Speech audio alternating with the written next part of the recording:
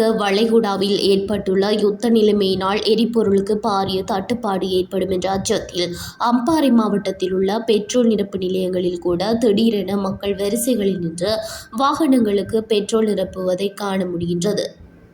அம்பாறை மாவட்டத்தின் கெல்முனை, நட்பிட்டிமுனை, மெரதமுனை, பெரிய நிலாவணை, சாய்ந்தமருது, காரைதீவு, சம்மாந்துறை, நிந்தவூர் உள்ளிட்ட பகுதிகளில் இவ்வாறான நிலைமை தொடர்கின்றது. இதேவேளை எரிபொருள் நிரப்பு நிலையத்தில் கடும் நெரிசல் தற்போது ஏற்பட்டு வருகின்றதுடன் அம்பாறை மாவட்டத்தில் உள்ள சில எரிபொருள் நிரப்பு நிலையங்களில் கட்டுப்பாடுகளுடன் எரிபொருட்கள் வழங்கப்பட்டு வருவதுடன் சில இடங்களில் இல்லை என்ற வாசகத்தினால் பொதுமக்கள் பெரும் சிரமங்களை எதிர்கொண்டுள்ளனர்.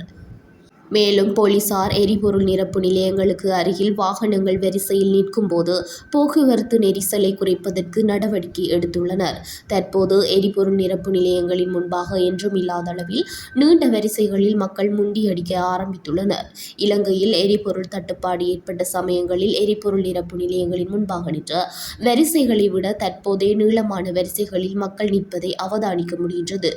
மோட்டார் சைக்கிள் மற்றும் ஆட்டோ வாகனங்களே அதிகமாக பெட்ரோலை பெற்றுக்கொள்வதற்காக வரிசையில் காணப்பட்டது. இதே நேரம் டீசலை பெற்றுக்கொள்ளும் பொருட்டும் கனரக வாகனங்கள் உள்ளிட்ட வாகனங்கள் காத்திருந்தன.